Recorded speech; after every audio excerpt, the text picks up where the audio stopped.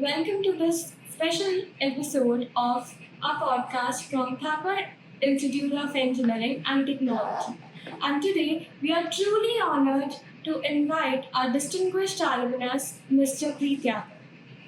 He has been extensively working in the field of VLSI and semiconductor design and is currently the head of innovation ecosystem in India. He was deeply involved in IEEE as a contributor, speaker, and a leader in the technical committees. Thank you for joining us, sir, and we welcome you to the campus. Would you like to tell us how you're feeling to interact with students and be on campus after a long time? Hey, good evening, everyone. Just true pleasure and honor to be here back in campus. It's just 2 decades back, 2005 when I passed out, and fast forward 2 decades back, fast forward now. I'm back here in campus, and things are much different, much brighter, like bigger than what it was. And I'm truly honored here being back to you all guys. Thank you so much for inviting me. That's wonderful to hear from you, sir. Let us just start from the beginning of your journey. What motivated you to pursue in the electronics and VLSI in 2020? Because that was the time when the ecosystem of semiconductor in India was not even set up. Yeah, that's right. I happen to be in semiconductors by luck or by accident, I would call it. During my bachelor's, I got opportunity to do an internship at SCL Mohali, Semiconductor Complex in Pitoli, Fab of India. I was lucky to be part of the SCL design team for my internship, and that's where I got introduced to all these teeny, plain diamonds, we call it, as our Prime Minister mentioned in Sankovidia week back. These are the teeny diamonds, and that kept me excited about this whole semiconductor story. And I ended up, signing up for the masters in VLSI here. We were the first batch, and it was, it was a year moment for us. No one knows much what's going to happen, but we are certainly, being here, spent year and a half in the campus, and the next 6 months at Filipinani really shaped up my whole career in semiconductors. That's interesting. Like even when the ecosystem is not built, but the passion and the foresight kind of guided your career. Certainly, let me. This reminds me, and in my end semester, where VHDL was not part of our curriculum, I ended up doing my end semester project in VHDL. I still remember buying that book from Pandey Bookshop at Sector 17 and reading it through all the stuff and trying my hands on my desktop. And I ended up doing my end semester project in VHDL. Even the external invigilator came to evaluate me.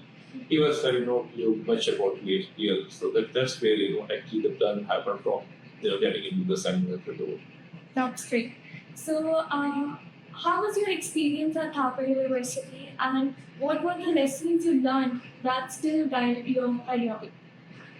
Oh, okay. So in early days, the way we started our career, nowadays you get to a desktop, doing your whole design, because all of the semiconductor design happens on Power EDA tools. But in our time, there used to be few desktop in the whole lab system, and there was a qualification criteria to get to a desktop. We used to work on the graph papers, all the good layouts which you design in the layout tool softwares. Since there were less nodes, we have to design every single thing on the graph paper. And once you know this by heart, okay, this is how the layout is going to happen, then only we used to get a opportunity to get to desktop. That too used to share two of us in a given lab working out on those layout tools, so that was a quite exciting experience. But at the same time, since we haven't landed back to desktop straightly, we have to go this whole way of designing everything, with the color pencils over the graph paper. So that really engraved every single part of it to us, So probably I would say color gas. Probably we take a lot of gas, and that's where we shape the core careers. For me, sir. So now let's talk about the semiconductor industry a bit now. Since you have worked on the system of chips and on the analog design, so how did you differentiate these two, and what advice would you give to the students on what to pursue and what to not? Uh, I would say a difficult one because we have so many segments, so many verticals, so many organs in the whole scientific ecosystem. I was personally lucky enough to start my career with the Mohali, the only type of India, being part of those design community that shipped into KNS, which is a EDA company, spent years there, and then chilling beer, trying free skills emulat in those days, which is now an XP. Establishing the technology group, the process design kit development and validation group, and then I was lucky to get an internal transfer movement within Freescale and XP those days to Automotive and CUMP groups where I worked on the system on chip level, SoC level, top level, whole chip simulations on analog and mixed-signal IPs. And gradually doing the whole SoC simulation really helped me out, how to see the top level view. And then finally, I moved out from NXP in 2018 to Android Pro as a practice center. Their role harmonious effectiveness across three countries, five verticals, seven sites. So that helped me to stitch together all my experience of design, EDA, technology, IP, and SoC so that I could see the top cut whole view, in the whole analog and mixed signal. So I was lucky to try out my hand from different things. This is my 15th year, sixth role at Freescale and XP Semiconductor, and I enjoyed each part of it. So it's like, to me, it was naturally coming my way. I was lucky enough, but I strongly advise all the, upcoming engineer who inspired to be in the semiconductor domain to, everything is good and give it a try, but whatever you like the most, get more and more and more deeper to it. So yes, one has to design the chip, one has to design the EDA tools which are used to design the chip, someone has to, produce it, validate it, package it, ship it, market it, support and customer. So all the domains are there, and I was lucky enough to, work in many of those. That's true. So, in SoC design today, what do you see as the biggest bottlenecks, whether it's EDA, testing, or the talent? Oh, you seem to know a lot. Yeah. Okay. Yeah, SoC has its own challenges, and with the time, I started my career working on 360, and now the last chip which we taped off the location I work for is on 5 nanometers. Things have evolved a lot. Earlier, we were worried more about the transistor, but now more than the transistor, this tiny chips, it has billions of transistors setting. The interconnects which connect these transistors is creating more noise than the actual transistors at core of it. But at the same time, there are challenges for each of us, be it the designer, be it the NGS players, be it the people who are trying to innovate in terms of packaging, what kind of package you use so that you have less of the heat up and many other issues. So I think it is a challenging time for each one of us from all of those affairs. But I see a lot of latest innovation happening in the packaging front. We are talking about now 3D stacks. We're talking about chiplets where there are two chips in different technology nodes getting stitched together, packaged together, and coming out as a single solution. So yes, analog was always a follower. Digital was always the driver. But if you see the biggest yield which we get even today is at the in this technology front. So yes, there is a challenge at each stage of it, but largely I think packaging is something which is driving this. Thanks for simplifying things up. And how do you think that AI and machine learning is influencing your hardware side? Like mostly, the people discuss about what impact it has on the software. What about the hardware? Well, I'm a hardcore fan of hardware. I'm here kind of born with the hardware. Probably I'll say goodbye to the search with all playing with all those good hardware chips. So, to all my dear friends who are into computer or allied domains, I respect them all. Computers is good, but I'm a hardcore fan of hardware Because all the good algorithms you do at AI, ultimately you need a hardware to run them out. So again, so whatever beautiful things you do with your software, until unless you have a hardware, to support all the good algorithms, you can't play with it. So I think yes, AI is good, but at the same time, how do we make it efficient? So the research studies which have come through is that about all of the data centers, they are big consumers of electricity. So it's like there will be a day you need to decide, hey, do I really want to power up a city or just running a data center? So you need to take that trade-off. So certainly hardware is at the core of it, but more and more software make better. But if you can't manage the efficiency of hardware being run, probably that might not be of use. So if you really see last 3-4 decades, what has really changed is the compute. We can do much more compute with much more less time and much more faster. Algorithms are evolving, but largely at the core of it, it remains the same. So it is hardware that is fueling the AI solutions of good. Okay. Thank you, sir. So, from your perspective, what steps are needed for India to emerge as a strong semiconductor manufacturing hub? So manufacturing is, coming a dream coming true now with sweet support from government of India. There are already 10 projects which are kicked off. And if I'm not wrong, by early 2000 or end of 2026, we'll have our, production ready chips coming out of India. But it is an ecosystem. So factory, the fab where which manufacture chips don't see it as an isolated one place, because this factory has to run 24 hours a day and 365 days a year. But to support this whole factory, there are hundreds of, probably I would say thousands of different vendors which come into play.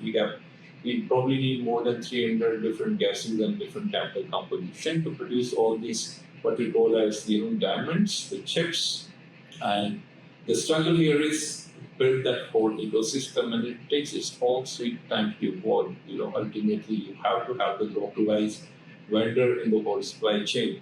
So the sooner we get, the better it is. One of the challenges is getting people to invest. I think that we solved. We have done all the projects already got kicked off. I think government has already done its bit, giving all those subsidies. And the other part of it is now, the talent of it. We certainly need more and more talented people in different segments of work. If you talk about design, I think we have proven ourselves. Globally, 20% of these designers they come from India, our region. But at the same time, now we need other skills as well. We need good chemical engineers, mechanical, methodology, process engineers to build all of this ecosystem. And yeah, we are the biggest consumer, top of the population, so we have a good market that is. Yeah, that's very good. That was very insightful. So the automotive semiconductors are really critical for EVs and ADAS. What kind of roles or skills will engineers need to find a space in these careers? Yes, automotive is a big industry, and EV is really shaping up part of the part of this world.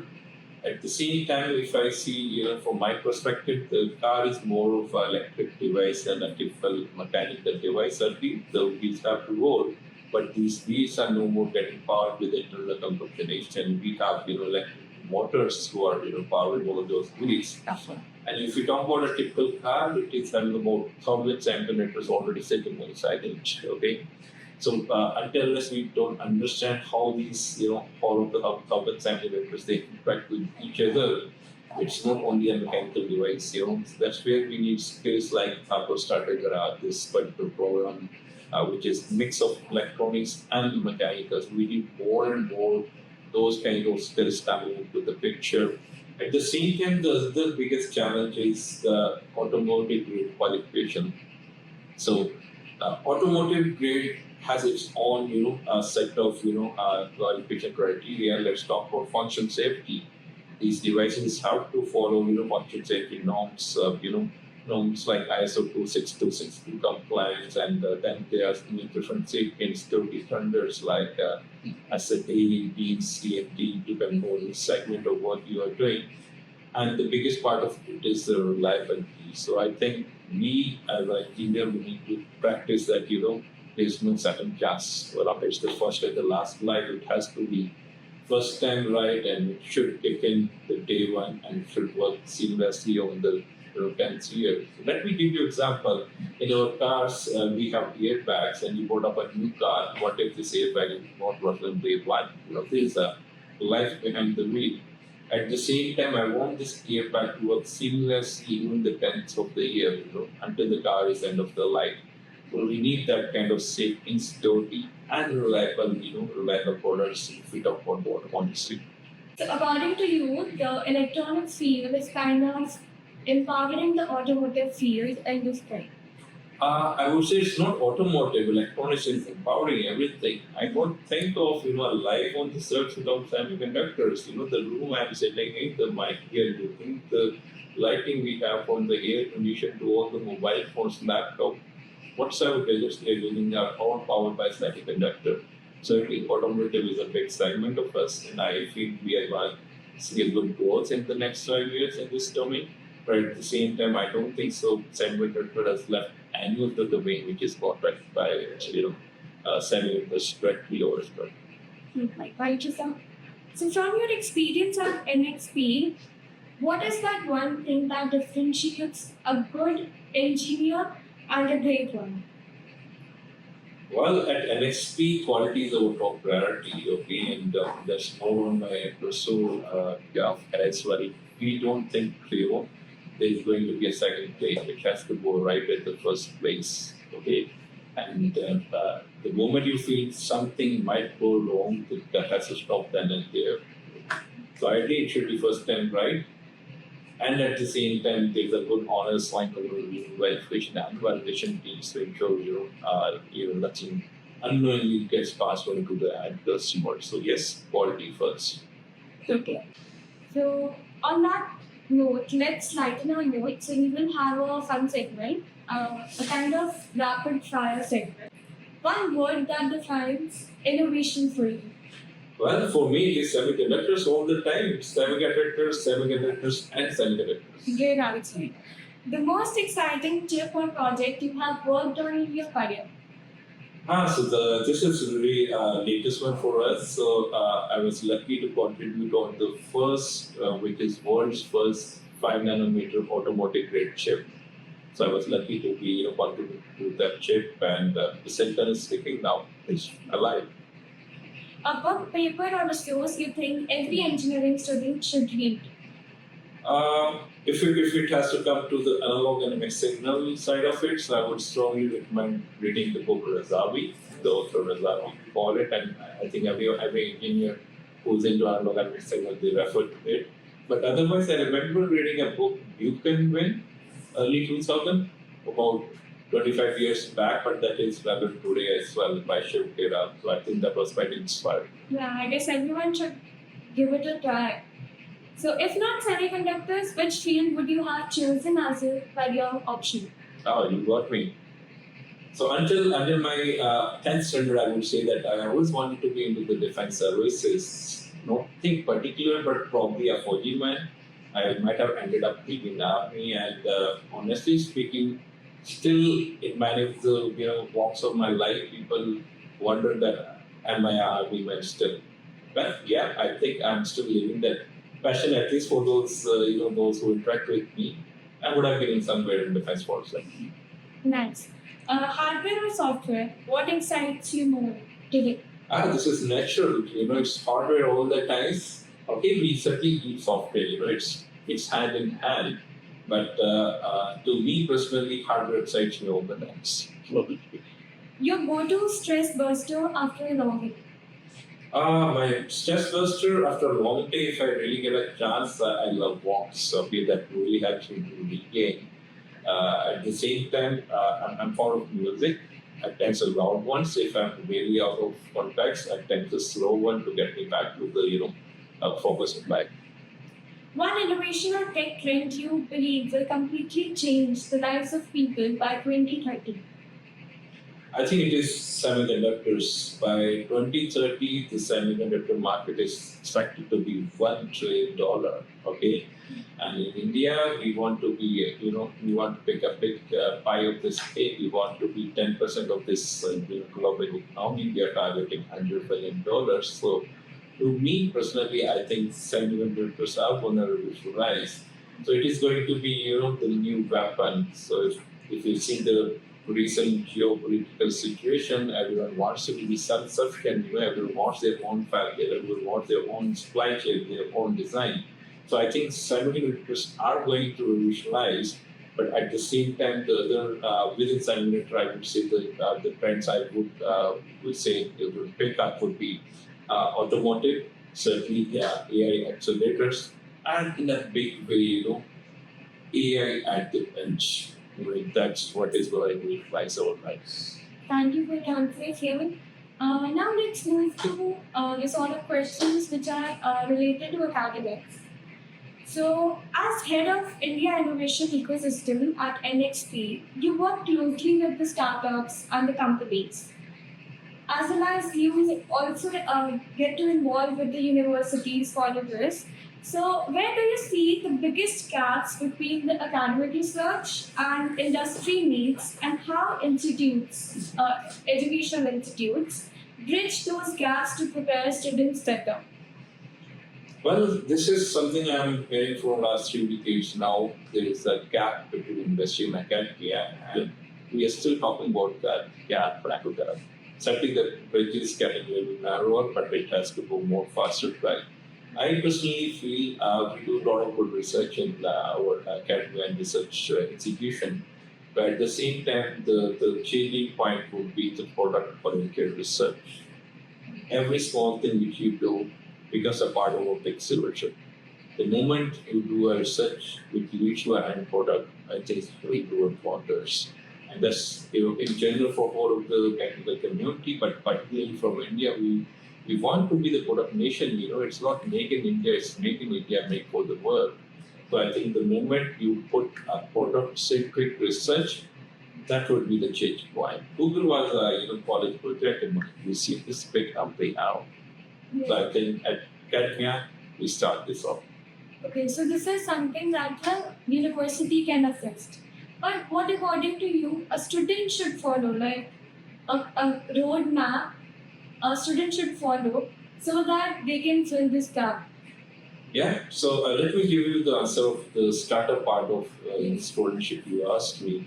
So what I feel is many times I get this question, look, I have a product, now how do I sell it off where I can find customers? But I think it should be the other way around. You need to identify where is the market, where is the need, something which goes to masses, okay? And then you put up some research or innovation around it. So the moment you identify the market, you identify the products probably, I think, then they will have a meaningful start for a startup ecosystem coming up. At the same time, from student perspective, I think they need to be very strong at the basics. I want them to know Ohm's law, KVL, KCL by heart. Rest things will keep on building up because if you race fast, you lose out even your starting point, your basics, and then you have mid career crisis. So I feel a strong foundation really helps because this is the technology is evolving like anything. It used to be every other decade, then every other year. Now it is every other month. You have one or the other AI models coming into the market. So I think if you have a strong basics, you'll be able to catch up whatever because comes forward. Thanks for your insight, sir. I guess this will help the students to get the realistic side to what to choose and what to not. Pleasure is mine. Now, so, with the chip shortages and geopolitics making semiconductors mainstream news, how should students think about the intersection of the technology and geopolitics when planning their careers? Well, I would say that my mother used to tell me this all the way during my childhood days that, whatever the word says, the elephant would still walk the way the elephant always wanted to. Okay, so whatever goes left and right, let's be ignore it. If you really see a horse on the road, they have even this covered up on both the eyes because they want what we see only in the front, what coming next. So I think as a student, we more worried about what latest or greatest technologies are happening all across the world, and probably let the geopolitical situation be tackled by the experts in the geopolitical arena. But at the same time, if we start if we start innovating at the core of the product innovation, I think that is where our focus should be as an engineering student. Okay. Thank you, sir. What do you think the semiconductor industry in India would look like by 2030, and what role will young engineers be playing in it? I assume by 2030 we'll have a good fab side of India, which we will like all these years, and the other part of it is having products made in India and made for the globe, and we want all of it happening from the silicon to packaging to the whole systems getting innovated at India. So we want to be the systems provider, system solution provider to the world, rather than only giving them a piece of silicon or giving a piece of some of your components.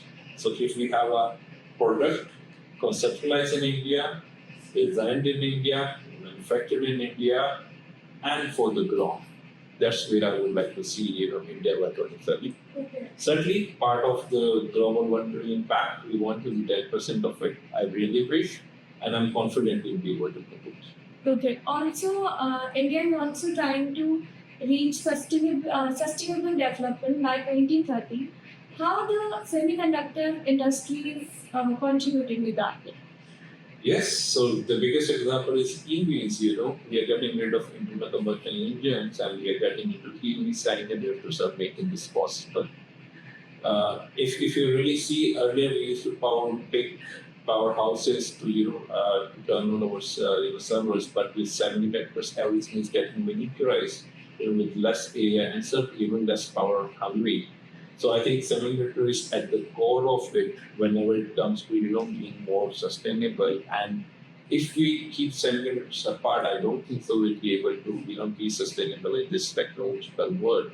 So semiconductors certainly are at core of it. Yet we in India, I think we have pledged to this some of the global forums that we will be carbon neutral in the upcoming few decades. So without semiconductors, I don't think so we can make that possible. Thanks for the informative answer. What advice would you like to give to younger son? Okay. So since the technological sphere is changing, earlier it used to be master of one, but now I feel all the young engineers, and if I get a chance to be young with me, though I feel that it's still young at heart, is master of one but junk of all. We need to be junk of all. We should know what is going left, what is going right. Then only you can come up with a system solution, a holistic approach. So I think master of one is really good, which must have, but you need to be jack of all. You need to understand what is going in software, what is going in biotech, what is going in civil, mechanical, or all these domains, and only you can feel that as I'm going to be that engineer all these domains. We should be aware of what is happening in all aspects. Okay. So, would you like to share any memory of Thakur? I remember we were the first batch of masters for Thakur. We came on this campus, wrote the exam, and we were told that Thakur is still waiting for approval for this new program, and seems like that is getting delayed. And later on, we read again. So since I'm the first batch of masters in VLSI from Thakur, I remember when they were conducting the written exam, that was for electronics and VLSI, and it was mentioned that for VLSI the approval is yet to be awaited. So I was for a moment not sure whether they are going to start up this exciting VLSI masters or not. But then I was lucky. I received a post. Email was not that frequent in those days to receive a written post letter at my residence mentioning that they have got approval to run the masters in VLSI program, and they are going to conduct the examination and this evaluation for the same. So that was a good a good hope after that negative news of the master's program might get delayed or might get started next year. So that was a pleasant surprise for me. it was a good fond memory being part of the Thapar family, being part of the Thapar Academy. I mean, half agree. Yeah, like that. What change do you think how the Thapar has evolved over the years?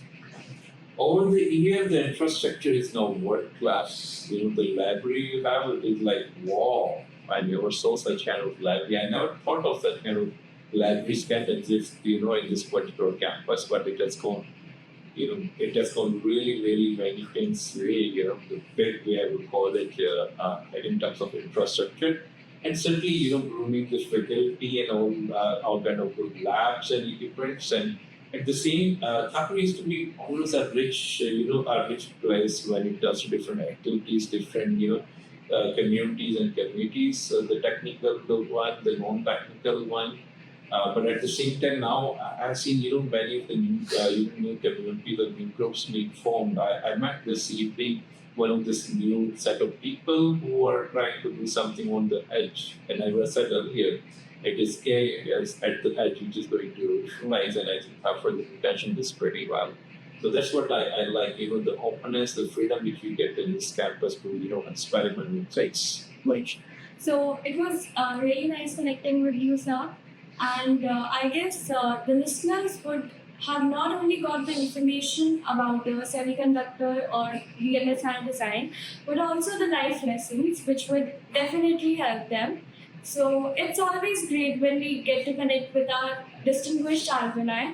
And this was one of the experience that we got. So I would like to thank you so much for your time and your presence, sir. no, it's pleasure is all mine, being proud part of this Supper Academy group. Thank you so much for getting me here, and it's always homecoming being part of this campus. I'm looking forward to work with you guys again. Goodbye. Thank you. Yes, we would love to call you back, sir. Thank you. I will see you.